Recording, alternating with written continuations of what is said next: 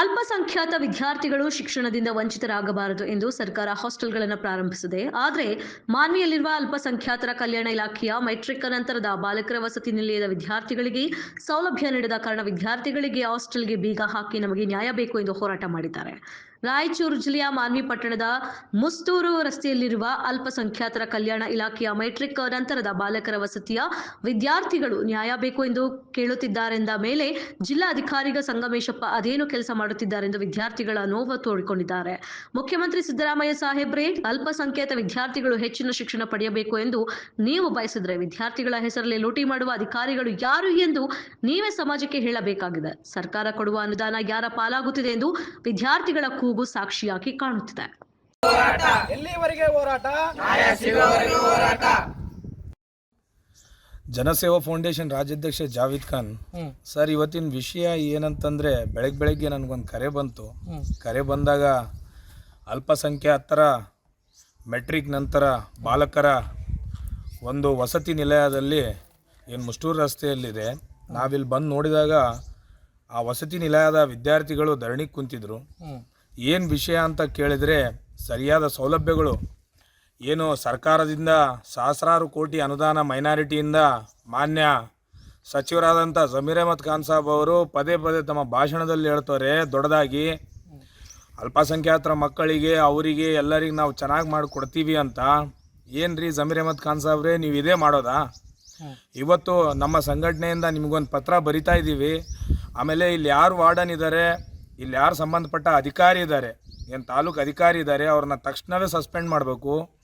ವಿದ್ಯಾಭ್ಯಾಸ ಮೇಲೆ ನೀವು ವಂಚನೆ ಮಾಡುವಂಥ ಈ ವಾರ್ಡನ್ ಮತ್ತು ಏನು ಇಲ್ಲಿನ ತಾಲೂಕು ಅಧಿಕಾರಿ ಇದ್ದಾರೆ ಈ ಸಂಬಂಧಪಟ್ಟ ಮೈನಾರಿಟಿ ಹಾಸ್ಟೆಲ್ಗೆ, ಅವ್ರು ಕೂಡಲೇ ಏನು ಕೆಲಸದಿಂದ ವಜಾ ಮಾಡಿ ಆ ಮಕ್ಕಳಿಗೆ ಸರಿಯಾದ ಸ್ಪೋರ್ಟ್ಸ್ ಕಿಟ್ಟು, ಆಮೇಲೆ ಫಲವತ್ತಾದ ಊಟ ಉಪಹಾರ, ಹಾಗೆ ಅವರಿಗೆ ರಾತ್ರಿ ಸೊಳ್ಳೆ ಕಚ್ತಾಯಿವೆ, ಆ ಸೊಳ್ಳೆ ಬರ್ತಾ ಇದಕ್ಕೆ ಫಾಗಿಂಗ್ ಮಾಡೋಕ್ಕೆ, ಆಮೇಲೆ ಶೌಚಾಲಯಗಳು ಸ್ವಚ್ಛವಾಗಿಡೋಕ್ಕೆ, ಆಮೇಲೆ ವಿದ್ಯಾಭ್ಯಾಸಕ್ಕೆ ಏನು ಕೊರತೆಗಳಾಗಿವೆ ಅವರೆಲ್ಲ ವಿದ್ಯಾಭ್ಯಾಸಕ್ಕೆ ಅವರ ಪಠ್ಯ ಪುಸ್ತಕಗಳನ್ನು ಕೊಡುವ ಮೂಲಕ ಏನು ಮೈನಾರಿಟಿಯ ಒಂದು ಫಂಡನ್ನು ಸರಿಯಾಗಿ ಉಪಯೋಗ ಮಾಡ್ಕೋಬೇಕು, ನಿಮ್ಮ ಜೇಬು ಲೂಟಿ ಮಾಡ್ಕೋಬಾರ್ದಂತೇಳಿ ಏನು ನಾನು ಮಾಧ್ಯಮದ ಮುಖಾಂತರ ಜಮೀರ್ ಅಹಮದ್ ಖಾನ್ ಸಾಬ್ರವರಿಗೆ ಮತ್ತು ಜಿಲ್ಲಾಧಿಕಾರಿಗಳಿಗೆ, ಏನು ಹಾಗೆ ಸಂಗಮೇಶ್ ಸಾಹೇಬ್ರು ಇದ್ದಾರೆ, ಡಿ ಡಿ ಸಾಹೇಬ್ರೆ ಇಲ್ಲಿ ಬಂದು ನೋಡ್ಬೇಕು, ನೀವು ಇವ್ರನ್ನ ತಕ್ಷಣವೇ ವಜಾ ಮಾಡಬೇಕು. ಇಲ್ಲ ಅಂತಂದರೆ ಮಾನ್ವಿ ತಾಲೂಕು ಸಂಪೂರ್ಣ ನಾವು ಏನು ಎಲ್ಲಿ ಹಾಸ್ಟೆಲ್ಗಳು ಮೈನಾರಿಟಿ ಹಾಸ್ಟೆಲ್ಗಳಿವೆ ಅದಕ್ಕೆ ಗೇಟ್ ಹಾಕಿ ಮುತ್ತಿಗೆ ಹಾಕಿ ಏನು ನಾಳೆ ಅಥವಾ ನಾಡಿದ್ದು ನಾವು ಹೋರಾಟವನ್ನು ಹಮ್ಮಿಕೊಂಡು ಇದಕ್ಕೆ ಸತತ ನ್ಯಾಯ ಕೊಡಿಸೋಕೆ ನಾವು ಪ್ರಯತ್ನ ಮಾಡ್ತೀವಿ. ಧನ್ಯವಾದಗಳು. ನನ್ನ ಹೆಸರು ಬಂದು ಸರ್ ಹುಸೇನ್ ಬಾಷಾ ಅಂತ. ನೀವು ಏನು ಸಮಸ್ಯೆ ಏನಾಗಿದೆ ಸರ್? ನಮ್ಮ ಮೈನಾರಿಟಿ ಹಾಸ್ಟೆಲಲ್ಲಿ ಹಲವಾರು ಸಮಸ್ಯೆಗಳಿದೆ ಸರ್. ಯಾವುದು ಹಾಸ್ಟೆಲ್ ಅದು? Minority hostel sir. ಅದು ಯಾವುದು? ಅಲ್ಪಸಂಖ್ಯಾತರ ಮೆಟ್ರಿಕ್ ನಂತರ ಬಾಲಕರ ವಸತಿ ನಿಲಯ. ಎಲ್ಲಿ, ಯಾವ ಊರು? ಇದು ಮಾನ್ವಿ ಸರ್. ಮಾನ್ವಿಯಲ್ಲಿ ನಮ್ಮ ಸಮಸ್ಯೆಗಳು ಸರ್ ಇದಿವೆ. ಕಿಟ್ ಬಾಕ್ಸು ಬರ್ತಾ ಇಲ್ಲ ಸರ್. 2 ಮಂತ್ ಆಯ್ತು ಸರ್ ಇಲ್ಲಿಗೆ. ನಮ್ಮ ಬೇಡಿಕೆಗಳನ್ನು ನಿರ್ವಹಿಸ್ತಿಲ್ಲ ಸರ್. ಆಮೇಲೆ ಬುಕ್ಸ್ಗಳು ಸರ್, ಗೈಡ್ಸ್ಗಳು ಬರ್ತಾ ಇಲ್ಲ, CET ಬುಕ್ಸ್ಗಳು ಬರ್ತಾ ಇಲ್ಲ. ಮತ್ತು ಸರ್ ಸೆಕೆಂಡ್ PUC ಸಿಲೆಬಸ್ ಬುಕ್ಗಳು ಇಲ್ಲ ಸರ್. ಸೆಕೆಂಡ್ PUC ಸಿಲೆಬಸ್ಸು ಬುಕ್ಗಳಿಲ್ಲ. ನಮಗೆ ರೋಡಿನ ವ್ಯವಸ್ಥೆ ಇಲ್ಲ ಸರ್. ಆಟೋ ವ್ಯವಸ್ಥೆ ಇಲ್ಲ. ಮತ್ತು ಬಾತ್ರೂಮ್ಸ್ ಆಗಲಿ ಟಾಯ್ಲೆಟ್ಸ್ ಎಲ್ಲ ಡೋರ್ಗಳೆಲ್ಲ ಇವಾಗಿವೆ ಸರ್, ಮುರಿದೋಗಿವೆ. ಆಮೇಲೆ ಸ್ಪೋರ್ಟ್ಸ್ ಕಿಟ್ಗಳು ಬರಲ್ಲ ಸರ್. ಏನಾದರೂ ಕೇಳಿದರೆ ಸಮಸ್ಯೆನ ಆಯ್ತಪ್ಪ ಬಗೆಹರಿಸ್ತೀನಿ ಅಂತಾರೆ. ಆ ಕಾರಣ ತಾತ್ಕಾಲಿಕವಾಗಿ ಹೇಳ್ತಾರೆ ಸರ್. ಬಟ್ 2 ತಿಂಗಳಿಂದ ನಾವು ಕೇಳ್ತಾನೆ ಇದ್ದೀವಿ ಸರ್. 2 ತಿಂಗಳ ತನಕ ಅವರು ಏನು ರೆಸ್ಪಾನ್ಸೇ ಮಾಡ್ತಾ ಇಲ್ಲ sir.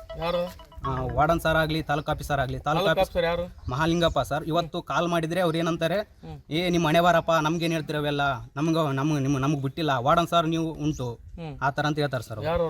Mahalingappa sir, taluk officer. ಏನಂತ ಹೇಳ್ತಾರೆ? ನಿಮ್ಮ ಹಣೆ ಬಾರಪ್ಪ, ನಮಗೇನು, ನಾವು ನೀವು ಉಂಟು, ನಿಮ್ಮ ವಾರ್ಡನ್ ಉಂಟು, ನೀವೇನಾದರೂ ಮಾಡ್ಕೊಳ್ಳಿ, ನನ್ಗೆ ಯಾಕೆ ಕೇಳ್ತೀರಾ ಸಮಸ್ಯೆಗಳು ನೀವು? ವಾರ್ಡನ್ ಹೆಸರೇನು? ರಮೇಶ್ ನಾಯಕ್ ಸರ್. ಮತ್ತು ಈ ರೀತಿಯಾಗಿದೆ ಹೆಂಗ್ರಿ? ಸರ್ಕಾರ ಕೊಡ್ತಕ್ಕಂಥದ್ದು ನಿಮಗೆ ಅಷ್ಟೊಂದು ಲಕ್ಷಾಂತರ ರೂಪಾಯಿ ಅನುದಾನ ಕೊಡುತ್ತೆ ಎಲ್ಲ, ನಿಮಗೆಲ್ಲ ಫೆಸಿಲಿಟಿ ಕೊಡೋಕ್ಕೆ. ಏನು ಲೂಟಿ ಮಾಡ್ತಾರೆ ಯಾರಾದರೂ? ಅದ್ರ ಬಗ್ಗೆ ನಮಗೇನು ಮಾಹಿತಿ ಇಲ್ಲ ಸರ್. ಬಟ್ ನಮಗೆ ಸರಿಯಾದಂತಹ ವ್ಯವಸ್ಥೆಯನ್ನು ಕೊಂಡ್ಕೊಳ್ತಾ ಇಲ್ಲ ಸರ್. ನಾವು ಸೌಲಭ್ಯಗಳಿಲ್ಲ ಸರ್. ಹಾಗಾಗಿ ನಮ್ಮ ವಿದ್ಯಾರ್ಥಿಗಳು ಇವತ್ತು ಹೊರಗಡೆ ಗೇಟನ್ನು ಹಾಕಿ ಸ್ಟ್ರೈಕಿಗೆ ಕುಂತಿದ್ದೀವಿ ಸರ್. ಅಂದರೆ ನಿಮಗೇನು ಊಟದ ವ್ಯವಸ್ಥೆ ಇಲ್ಲ? ಊಟದ ವ್ಯವಸ್ಥೆ ಇದೆ ಸರ್. ಬಟ್ ಚಿಕನ್ ಅಂತ ಬಂದ್ರೆಗಿನ ಸರ್ 35-36 ವಿದ್ಯಾರ್ಥಿಗಳಿಗೆ ಸರ್ 4 ಕೆಜಿ ಆಗ್ತಾ 4 ಕೆಜಿ ಕೊಡ್ತಾರೆ ಸರ್. ಅದು ಹಂಗಿಲ್ಲ ಸರ್ ನಮ್ಮ ವಿದ್ಯಾರ್ಥಿಗಳಿಗೆ. ಅದೊಂದು ಸಮಸ್ಯೆ ಇದೆ ಸರ್. ನನ್ನ ಹೆಸರು ಕಾಸಿಮ್ ಅಂತ. ನಿಮ್ಗೆ ಏನು ಸಮಸ್ಯೆ ಏನಾಗಿದೆ, ಏಕೆ ಹೋರಾಟ ಮಾಡ್ತಾ ಇದ್ರಿ? ನಾನು ಮೈನಾರಿಟಿ ಬಾಲಕರ ಹಾಸ್ಟೆಲಿಂದ ಮಾತಾಡ್ತಿರೋದು. ನಮಗೆ ಮೂಲಭೂತ ಸೌಕರ್ಯಗಳಿಲ್ಲ. ಮೊದಲನೇದಾಗಿ ಬಾತ್ರೂಮ್ಗಳು ಕ್ಲೀನ್ ಇರಲ್ಲ, ಮತ್ತು ಅವ್ರಿಗೆ ಡೋರ್ಸ್ ಇರಲ್ಲ. ಅವು ಟಾಯ್ಲೆಟ್ಗೆ ಹೋದಾಗೆಲ್ಲ ಸೊಳ್ಳೆ ಎಲ್ಲ ಕಸ್ತಿರ್ತವೆ. ಅದರಿಂದ ಮಲೇರಿಯಲ್, ಡೆಂಗು ಫೀವರ್ಗಳು ಡಿಸೀಸ್ ಕೂಡ ಬಂದಿದೆ. ಅದ್ರ ಹೇಳಿದ್ರು ಕೂಡ ವಾರ್ಡನ್ ಸರ್ಗಳು ತಲೆಗೆ ತಗೋದಿಲ್ಲ. ಮಾಡಿಸ್ಬೇಕಪ್ಪ ಅಂತಾರೆ, ಮತ್ತೆ ಇಗ್ನೋರ್ ಮಾಡ್ಕೊಂಡು ಹೋಗ್ಬಿಡ್ತಾರೆ. ತದನಂತರ ಅಂದರೆ ಟ್ರಾನ್ಸ್ಪೋರ್ಟ್ ವೆಹಿಕಲ್ ಇಲ್ಲ. ಆಟೋ ಎಕ್ಸಾಮ್ ಟೈಮಲ್ಲಿ ಕರೆಸ್ತಾರೆ. ಅದು ತುಂಬ ಜಗಳ ಆಡಬೇಕು ಅವ್ರ ಹತ್ರ ಜಗಳ ಆಡಿದ್ರೆ ಮಾತ್ರ ಅವಾಗ ಅವ್ರು ಕರೆಸ್ತಾರೆ. ಇಲ್ಲಾಂದರೆ ಅವರು ನಾರ್ಮಲ್ ಆಗಿ ನಾವು ಕಾಲ್ ಮಾಡಿ ಕೇಳಿದ್ರೆ ಇಲ್ಲಪ್ಪ ನಿಮಗೆ ಬಜೆಟ್ ಇಲ್ಲ, ನಾನು ಕರ್ಸಲ್ಲ ಅಂತಿದೆ. ಅಲ್ಲ ರೀ, ಈಗ ತುಂಬ ದೂರ ಆಗುತ್ತಾ ನಿಮಗೆ ಹಾಸ್ಟೆಲ್? 8 ಕಿಲೋಮೀಟರ್ ಆಗುತ್ತೆ ಸರ್ ಇಲ್ಲಿಂದ. ಎಲ್ಲಿಗೆ? ಕಾಲೇಜಿಗೆ. ಇದು ಹಾಸ್ಟೆಲಿಂದ ಕಾಲೇಜಿಗೆ, ಮಾನ್ವಿ ಸಿಟಿಗೆ ಪಟ್ಟಣದಿಂದ ದೂರ ಇದೆ ಸರ್. ಮುಷ್ಟು ರೋಡಲ್ಲಿ ಇದೆ ಹಾಸ್ಟೆಲ್. ಹಂಗಾಗಿ ಟ್ರಾನ್ಸ್ಪೋರ್ಟ್ ವೆಹಿಕಲ್ ಇಲ್ಲ. ಊಟದ ವ್ಯವಸ್ಥೆ ಎಲ್ಲ ಸರಿಯಾಗಿಲ್ವಾ? ಅಥವಾ ಈ ರೀತಿಯಾಗಿ ಹೋರಾಟ ಮಾಡ್ತಾರಲ್ಲ, ಏನು ಕಾರಣ ಏನದಕ್ಕೆ? ಕಾರಣ ಊಟ ಸರ್ ಕಂಜೆಸ್ಟೆಡ್ ಆಗಿ ಕೊಡ್ತಾರೆ. ತರಕಾರೀಸ್ ಇರಲ್ಲ ಊಟದಲ್ಲಿ. ಮತ್ತೆ ಸಾಂಬಾರೆಲ್ಲ ನೀರಾಗಿರುತ್ತೆ. ಕೆಲವೊಂದು ಸತಿ ಹೇಳಿದ್ರೆ ಅಡ್ಜಸ್ಟ್ ಮಾಡ್ಕೋಬೇಕಪ್ಪ. ಮನೆ ಊಟ ಮನೆಯಲ್ಲಿ ನಿಮ್ಗೆ ಇದೆ 3 ಹೊತ್ತು ಕರೆಕ್ಟಾಗಿ ಸಿಗುತ್ತಾ ಅಂತ ಪ್ರಶ್ನಿಸ್ತಾರೆ ನಮ್ಮ. ಈ ರೀತಿ ಅಂತಾರ? ನೀರಾಪಾಲಕರೇ ಅವರೇ. ಮತ್ತೆ ನಾವೇನಾದ್ರೂ ತೊಂದರೆಗಳು ಹೇಳ್ಪಟ್ಟಾಗ ನಿಮ್ದು ಲೀಸ್ಟ್ ತೆಗ್ದಾಕ್ತಿವಿ ಆ ಥರ ಕೂಡ ಬೆದರಿಕೆ ಹಾಕ್ತಾರೆ. ಅಂದ್ರೆ ವಾರ್ನಿಂಗ್ ಬೆದರಿಕೆ ಹಾಕ್ತಾರೆ. ಇವ್ರು ಯಾರು ತೆಗೆದ ಸರ್ಕಾರ ಕೊಡುತ್ತಲ್ರಿ? ಅಲ್ಲ, ಈ ಸರ್ಕಾರ ಕೊಟ್ಟರು ಕೂಡ ಮತ್ತೆ ಇವ್ರು ಯಾಕೆ ಬೆದರಿಕೆ ಹಾಕೋದು ತಪ್ಪಲ್ಲ? ಈ ತೆಗೆದಾಕ್ತಿವಿ ಅನ್ನೋಕೆ ತಪ್ಪು ಸರ್. ನಾವು ಎಲ್ಲ ಅನುಭವಿಸಿ ಇವತ್ತು ಈ ಪ್ರತಿಭಟನೆ ಮಾಡ್ತಾ ಇದ್ದೀವಿ.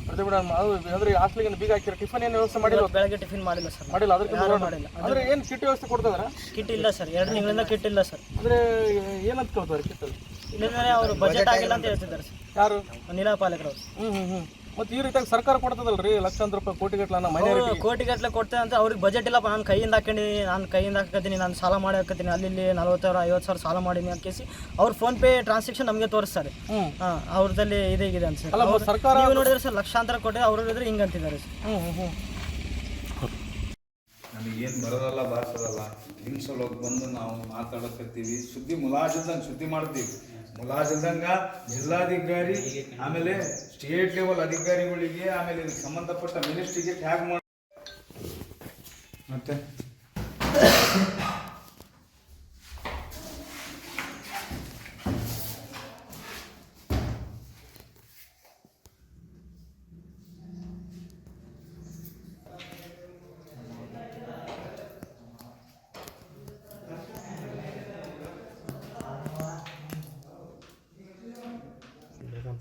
ಕ್ರಿಕೆಟ್ ಆಡಿ ಹೆಂಗೆ ಆಡಿಲ್ಲ ಅಣ್ಣ. ಇದು ಚೆನ್ನಾಗಿತ್ತು ಡ್ಯಾನ್ಸ್ ಮಾಡಿ ಬೆಳಗ್ಗೆ ಕೀಲ್ ಹಾಕಿರಿ ಎಲ್ಲ ಕ್ಲೀನ್ ಮಾಡ್ತಿದ್ದಾರೆ.